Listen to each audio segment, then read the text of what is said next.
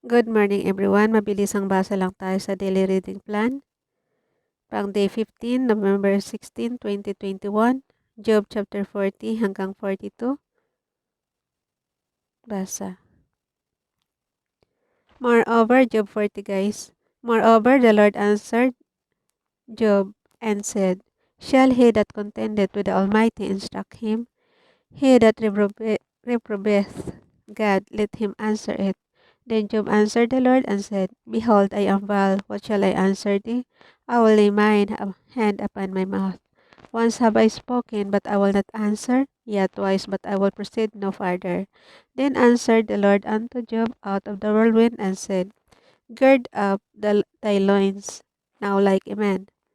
I will demand of thee, and declare thou unto me. Wilt thou also disannul my judgment?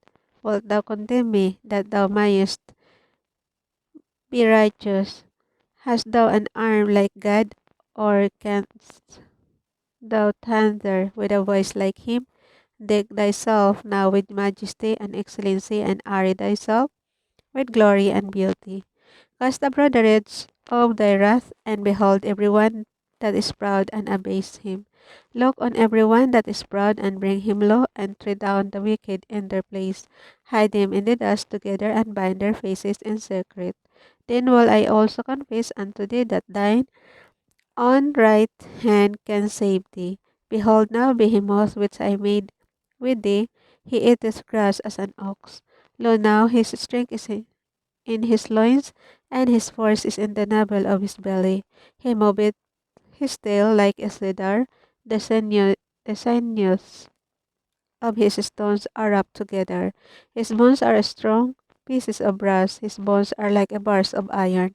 He is the chief of the ways of God, he that made him can make his sword to approach unto him. Surely the mountains bring him forth food where all the beasts of the field play. He lieth under the shady trees in the covert of the reed and faints. The shady trees cover him with their shadow, the willows of the brook compass him about. Behold, he drinketh up a river and hasteth not. He trusted that he can draw up Jordan into his mouth.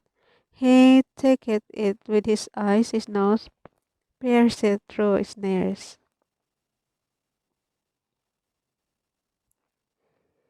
So hanggang 24, verse 24 lang ang chapter 40.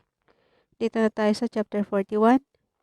Canst thou draw out Leviathan with an hook, or his tongue with a cord with which thou latest down? Canst thou put an hook into his nose, or bore his jaw through with a thorn? Will he make many supplications unto thee? Will he speak soft words unto thee? Will he make a covenant with thee? Wilt thou take him for a servant forever? Wilt thou play with him as with a bird? Or wilt thou bind him for thy maidens? Shall the companions make a banquet of him? Shall they part him among the merchants? Canst thou fill his skin with barbed irons, or his head with fish spears? Lay thine hand upon him, remember the battle, do no more. Behold, the hope of him is in vain. Shall not one be cast down even at the sight of him? None is so fierce that dare stir him up. Who then is able to stand before me? Who hath prevented me, that I should repay him? Whatsoever is under the whole heaven is mine.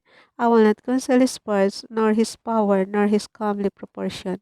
Who can discover the face of his garment, or who can come to him with his double bridle? Who can open the doors of his face? His teeth are terrible round about. His scales are his pride shut up together as with a closed cell. One is so near to another that no air can come between them. They are joined one to another, they stick together that they cannot be sundered. By his neightings a light does shine, and his eyes are like the eyelids of the morning. Out of his mouth go burning lamps, and sparks of fire leap out. Out of his nostrils goeth smoke as out of a sitting pot or cauldron. His breath can lit coals, and a flame goeth out of his mouth. In his neck remaineth strength, and sorrow is turned into joy before him. The flakes of his flesh are joined together, they are firm in themselves, they cannot be moved. His heart is as firm as a stone, yea, as hard as a piece of the nether millstone. When he raiseth up himself, the mighty are afraid by reason of breakings. They purify themselves. The sword of him that lieth at him cannot hold the spear, the dart, nor the habergeon. He esteemeth iron as a straw and brass as rotten wood. The arrow cannot make him flee. Sling stones are turned into him. Slings, sling stones are turned with him into stubble. Oh, yan. Ulitin yung verse 28. The arrow cannot make him flee. Sling stones are turned with him into stubble. Darts are counted as stubble. He laugheth at the shaking of a spear. Sharp stones are under him. He spreadeth sharp pointed things upon the mire. He maketh the deep of the ball like a pot. He maketh the sea like a pot of ointment. He maketh a pot to shine after him. One would think the deep to be hoary. Upon earth there is not his like, who is made without fear.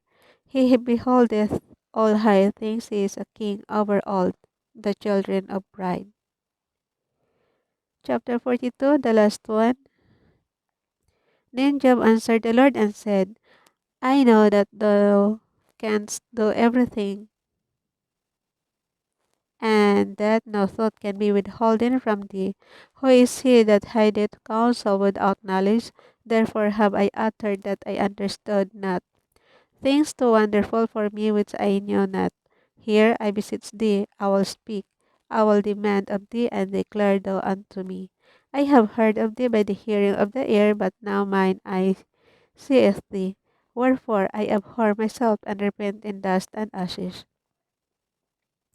And it was so, that after the Lord had spoken these words unto Job, the Lord said to Eliphaz the Temanite, my wrath is kindled against thee and against thy two friends, for ye have not spoken of me the thing that is right, as my servant Job hath. Therefore take unto you now 7 bullocks and 7 rams, and go to my servant Job, and offer up for yourselves a burnt offering, and my servant Job shall pray for you. For him I will accept, lest I deal with you after your folly in that ye have not spoken of me the thing which is right, like my servant Job. So Eliphaz the Temanite, and Bildad the Shuhite, and Zophar the Naamathite went and did according as the Lord commanded them. The Lord also accepted Job. And the Lord turned the captivity of Job when he prayed for his friends. Also the Lord gave Job twice as much as he had before. Then came there unto him all his brethren and all his sisters and all they that have been of his acquaintance before, and did eat bread with him in his house, and they bemoaned him, and comforted him over all the evil that the Lord had brought upon him. Every man also gave him a piece of money, and everyone an earring of gold. So the Lord blessed the latter end of Job more than his beginning, for he had 14,000 sheep, and 6,000 camels, and 1,000 yoke of oxen, and 1,000 she asses. He had also 7 sons and 3 daughters, and he called the name of the first Jemima, and the name of the second Kilziah, and the name of the third Karen Happoch. And on all the land were no women found so fair as the daughters of Job, and their father gave them inheritance among their brethren. After this lived Job 140 years, and so his sons and his sons and sons, even 4 generations. And so Job died being old and full of days. So binalik sa kanya lahat guys, yung nawala sa kanya. Gawin ko kaya to nakalagay. Itong verse 12, lagyan ko ng highlight. So the Lord blessed the latter end of Job more than his beginning, for he had 14,000 sheep and 6,000 camels. So yan, gawin natin yan. Isa lang prayers natin, di ba? So ito na lang.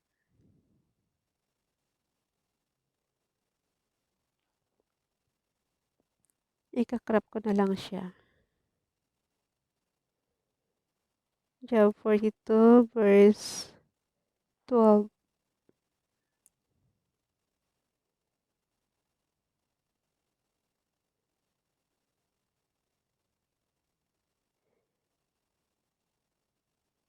Pero isasama ko yung verse 11. Okay. Hindi nga lang siya naka-highlight. Tapos, isasama ko siya sa prayer mamaya natin. Bye everyone. God bless.